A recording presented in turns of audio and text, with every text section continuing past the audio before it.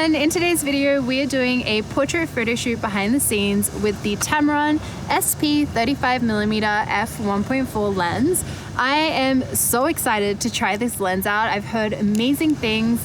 When I first took it out of the box, I noticed the solid build quality. It feels really nice in the hands, so I'm so excited to try it out and see the sharpness. We're gonna do a bunch of tests today, shooting portraits at different apertures in different locations. We're gonna do a Bokeh test, we're gonna do everything.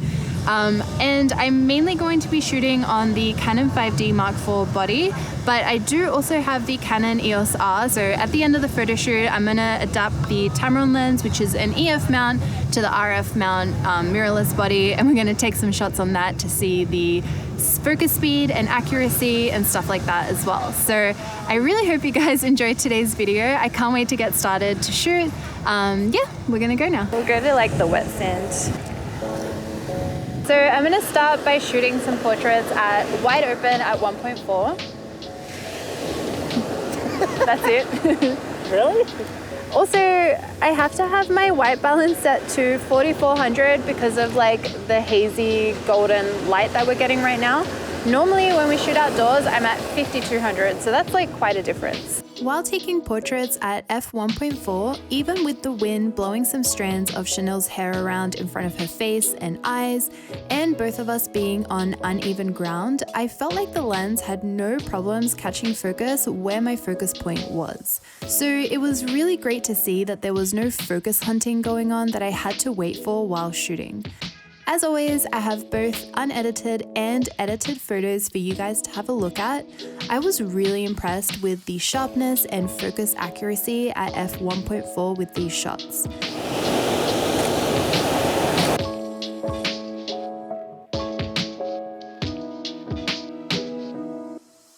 And finally, here is my final edited shot with my Mountains Lightroom preset pack, which I'll leave linked down below in the description.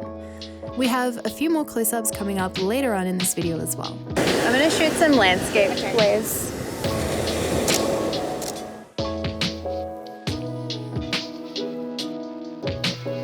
I like the kind of spinning thing that you were doing.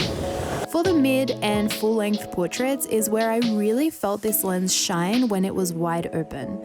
The photos look super sharp zoomed out, and when you crop in to 100%, there are so many details. You can see her skin texture, the texture of the dress. It just looks so dreamy. And I think I'll get a full body shot if you wouldn't mind standing just there. Yeah.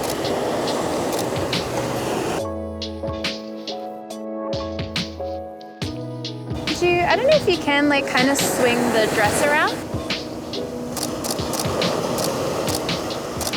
And in the full body shot, there is no loss of details with the in focus areas from her face down to her back foot.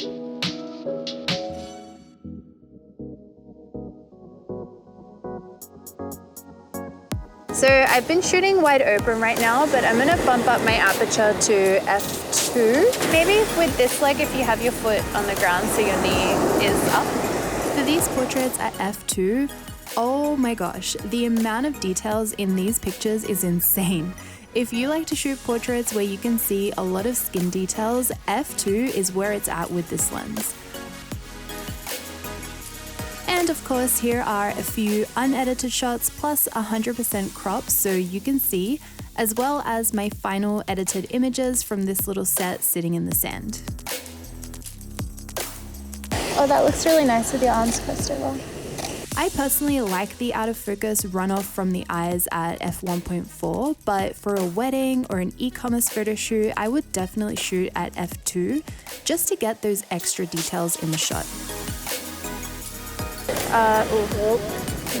No, we're good. I'm gonna get like a close-up portrait. Last but not least, we captured some extreme close-ups at f2, and here you can really see the quality of this lens. We'll do some with your chin down, looks really nice too.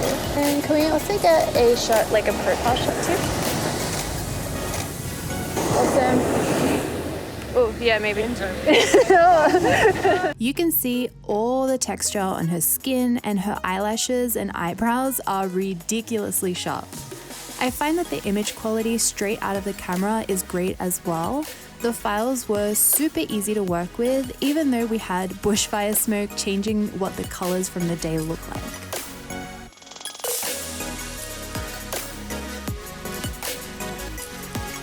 I love how you do like the 3/4 profile actually. Oh my god! I didn't register what you were saying until like the 3rd time it came out of your mouth. So now I'm going to bump up the aperture yet again and shoot a couple more portraits against the ocean at f2.8.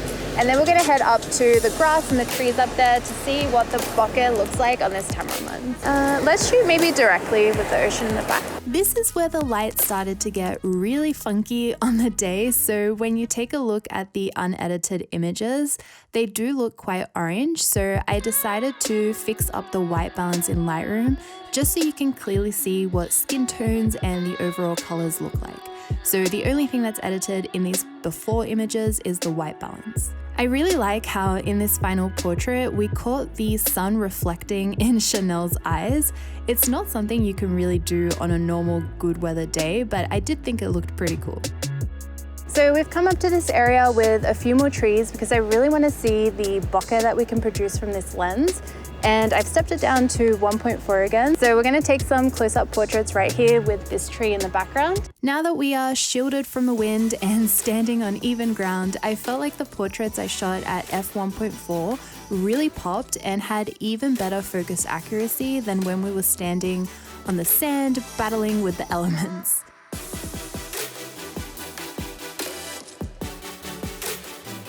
The bokeh in this lens is gorgeous, and I'll share some 100% crop on both her face and the bokeh in the background.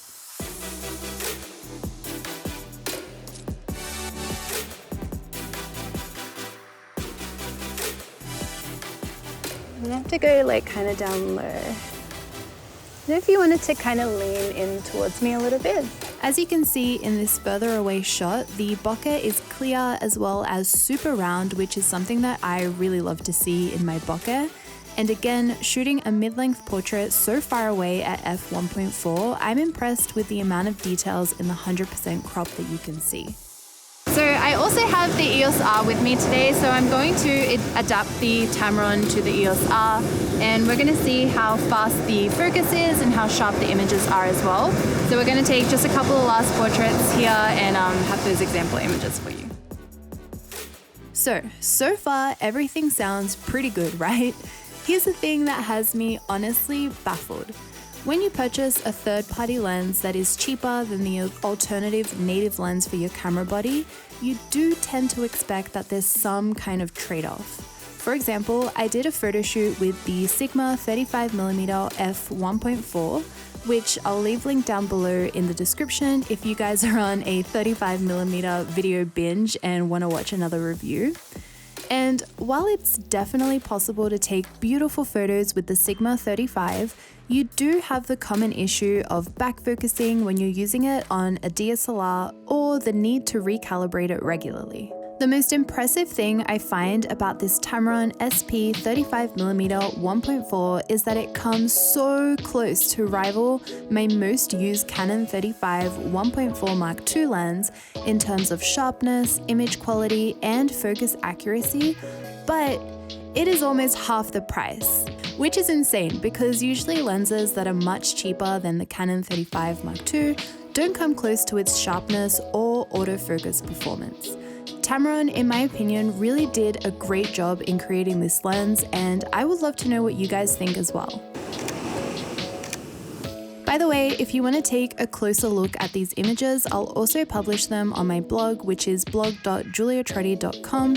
But this video is also in 4K, so you can definitely full screen and pause the video to take a closer look at all the details.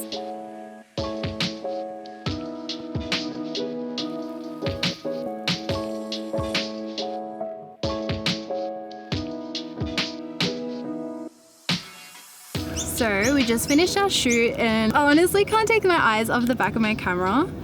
I'm so happy with how these photos turned out, and I seriously can't wait to download and edit them. They look so sharp when I zoom right into Chanel's eyes. Yeah, so it looks like there's lots of detail. This lens was so fun to use at today's photo shoot, and I already said this, but I'm so happy with the pictures. Please let me know down in the comments below what you thought of the photos and what you thought of this Tamron 35 1.4 SP lens. I'm really happy that I got to use this, and I want to say a big thank you to Tamron for letting me borrow this lens so I could create a photo shoot and a review video for you guys to watch. If you have any Tamron lenses that you love using, please let me know what they are in the comments, because I would love to make a video on that as well. But as always, thank you so much for watching, you guys. I make new videos every single week, so I will see you all next time. Bye!